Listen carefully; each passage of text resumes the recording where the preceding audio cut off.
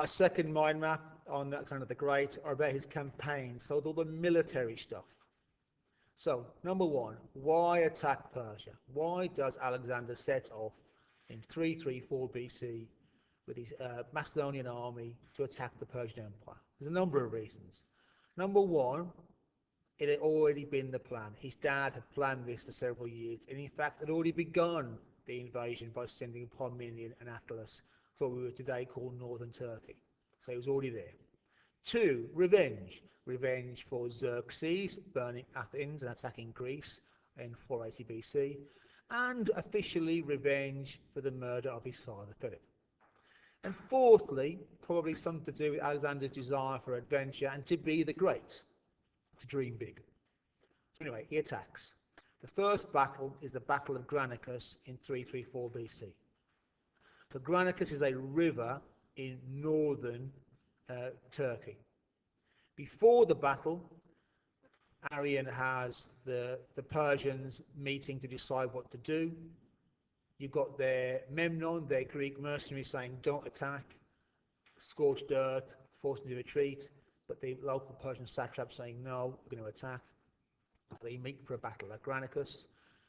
There's a river with a steep bank and the Persian armies lined up on the bank. Now, according to Arion, Parmenion says to Alexander, don't attack. The enemy position is too strong.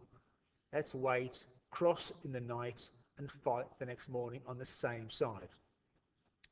Alexander says, nope, not doing that.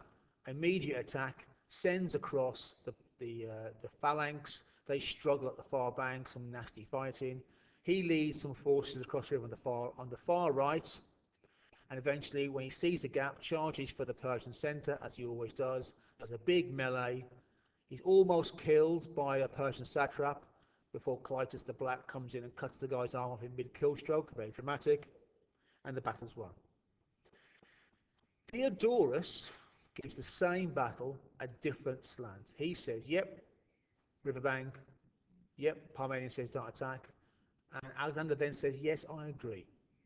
They cross during the night, they fight the battle the next morning on the same side of the river, and they win the same way, Clytus, arm cut off, blah, blah, blah. The big thing about this, Alexander almost dies at the Battle of Granicus. If he had died, the rest of all this story wouldn't have happened. Next year, Battle of Issus, 333. Darius himself leads a royal army to face Alexander. They bump into each other at Issus in modern-day southern Turkey. It's for the Persians quite a narrow battlefield between the mountains and the sea. He hasn't got time to spread his army out, hasn't got the space. Alexander wins, normal way, leads the companion cavalry diagonally straight at the Persian centre. The sources say Darius runs and his army breaks. It could also be his army breaks and then Darius runs.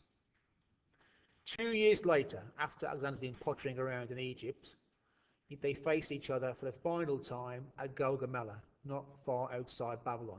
Big open plain. Darius is very well prepared. They cleared the rocks away, they flattened the ground, there's no rivers, there's no valleys, there's no mountains, there's no hills, big flat land. And the Persian army outnumbers the Alexander's army by at least 2 to 1. So Darius obviously plans to overwhelm Alexander with sheer numbers to envelop him from both sides. The battle is the famous one where Alexander, the phalanx fights in the centre, Alexander charges to the right, away from the battlefield. The Persian cavalry shadow him, and at the crucial moment, Alexander wheels around and charges straight at the Persian centre, straight at the gap that he's created by distracting the Persian cavalry. There's a big melee, and again, according to the Greek sources, Darius runs. According to the Babylonian source, the army breaks, and then Darius runs. One last thing here, for all these battles here, amateur versus professional. The Persian army is always bigger than the Greek army, but that's probably the wrong way to look at it. The Greek army is professional, full-time soldiers. They've been doing it for many years. The Persian army is going to be mostly conscripts. People have been forced into it. They're not really soldiers, so of course they run. Right, following Gaugamela, Darius heads it back to Persepolis, across the mountains. Alexander takes Babylon and then has to follow him.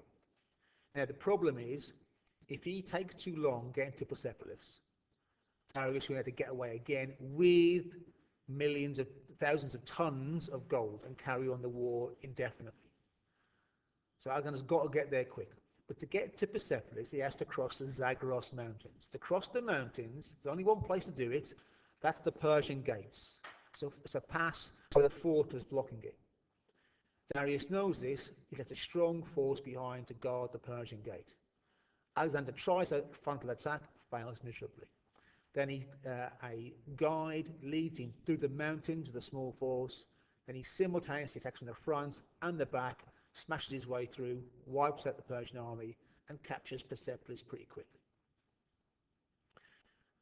6. The pursuit of Darius and Bessus. So Darius is still on the loose, and as long as he lives, he's still the king of the Persian Empire. So Alexander is absolutely determined to either kill or capture Darius. So he immediately sets off in a relentless pursuit. Darius and later on Bessus wants to fight a guerrilla war. Alexander is happy to adapt to fight that way. He is going to follow them relentlessly.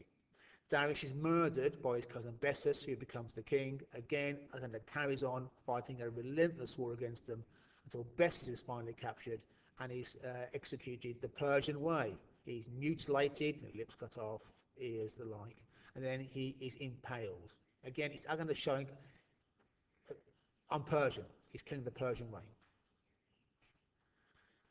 After that, Alexander is not finished. He crosses the Hindu Kush mountains into what they call India, what we would call Pakistan, and fights the Battle of Hydaspes. Yeah. Again, a difficult battle. He perhaps should have lost, but through his genius, he manages to win in very unfamiliar territory, crosses the river, fools King Porus, wins a great battle. Yeah. Following that battle, he wants to carry on. But here we go, 8. The army says no. They're away from home for many years now. They're facing unknown horrors in an unknown land, and they refuse to go home. They refuse to go on, sorry. Alexander sulks, but then gives in, and then, okay, fine, we'll go home. But not the way we came. They go south down the river, attacking cities, slaughtering Indians. And then they go west through the Gedrosian desert, where at least half Alexander's army dies. There's some evidence here Alexander's doing that really because he's sulking. He wants his army to suffer on the way home. And finally, how did this plan change? So when he leaves Greece to attack Persia, it's for revenge. It's clear that by the end of his life, Alexander does not want revenge on the Persians. He wants to be the king of Persia. He no longer sees himself as the king of Macedonia. He wants to rule Persia, not just get revenge.